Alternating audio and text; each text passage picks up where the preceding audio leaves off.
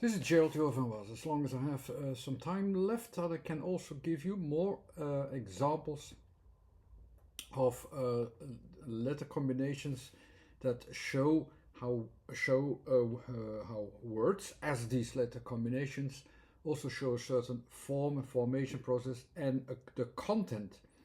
My theory says that every word has a specific orientation that also describes the object. We're not very conscious about it, but our mind makes up that balance that we pick out the right letters. I'll just give you an example, especially for the first letter, let's say, how quick our mind chooses the right option. These kind of balances that are done automatically sounds very logical as soon as you understand them, and I will emphasize especially the first letter in the word drop, or compare that to bouncing as well, how we recognize that letter D. For us, for the most people, the D has no significance at all, has no meaning at all, it's just a letter. It sounds D. That's all. We don't associate it with anything.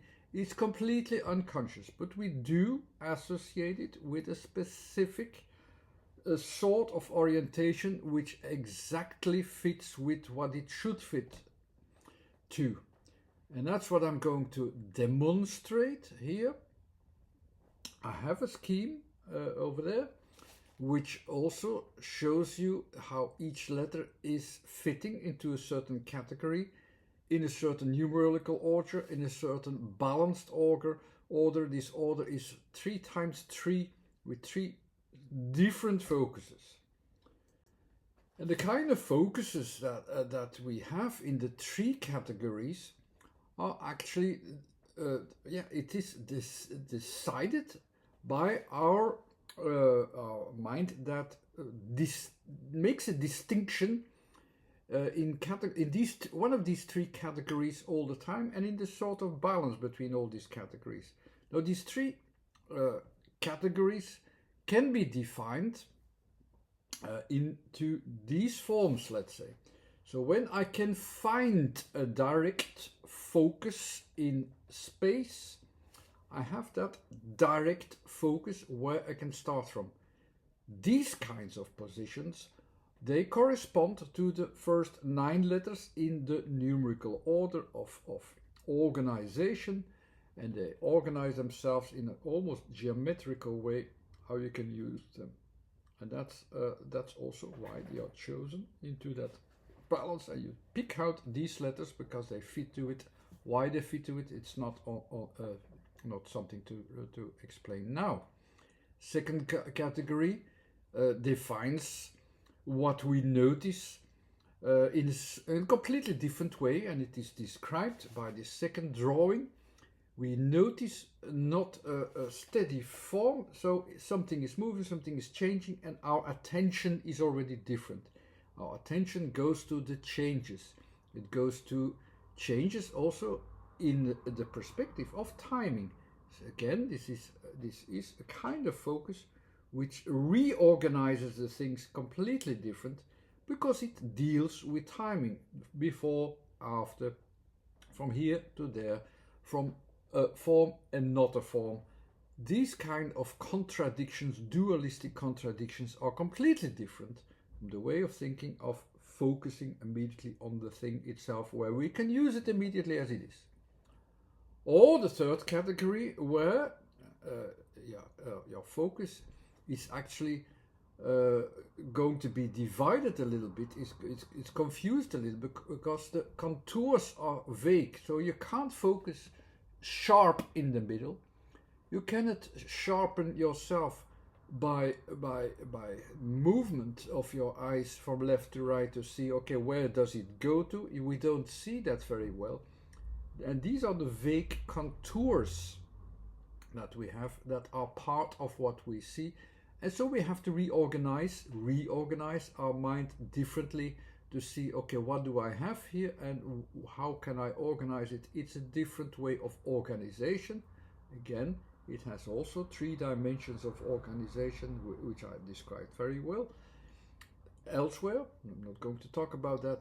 but it's a different focus. Now with the drop, when we announce or express a word like drop, it is a focus which starts with the letter D, and there starts our attention. So I ask you, and you will give me a correct answer if you understand it well. Which kind of focuses are are attracting your attention? If you notice a drop somewhere, what do you notice? Do you notice something that is steady in space? Do you notice something that is changing or moving? Or do you recognize don't you recognize the steadiness? Don't you recognize any movement? But you have that fake contour. Which one of these three is your starting point of understanding the drop? I'll give you a slight moment. What do you notice with drop? Steady point, moving thing, or this vague contour that we have to reorientate ourselves to see, okay, what do we really have? Very obviously, you will say, yeah, it's about movement, it's about change, it's a second category. And it is your starting point for that as well. So it is the first letter of this category. We start from that kind of focus. We start to notice, oops, something is changing. I notice that there is a starting point, that something is moving, something is changing, something changed. And it starts to point to some direction or whatever. But we notice it. And because it is the starting point of that focus, that's a very good example. It's a word that expresses that as well. The drop starts from the D. This is the expression of that D. I notice something is moving elsewhere, something is moving to a different condition. This notice is followed by the letter R. So now I'm going to explain the other letters. I'm going to going to somewhere where it will connect to somewhere, and that's the R. It will connect to the O, so it connects to the moment where you see, okay, here something in the moment changed. I know where it goes to. It goes to something else, and that changed something in that timed frame of orientation. I notice something, okay, it is related to a certain moment. There it is, and now it is. The end effect is P, and that's that end effect. P goes to an end effect that pops out. That will be the effect of all the letters from before. So I will notice here when I note that change, where it goes to. It goes to that moment, and there that thing almost pops out. That yes, I'm sure that I notice it.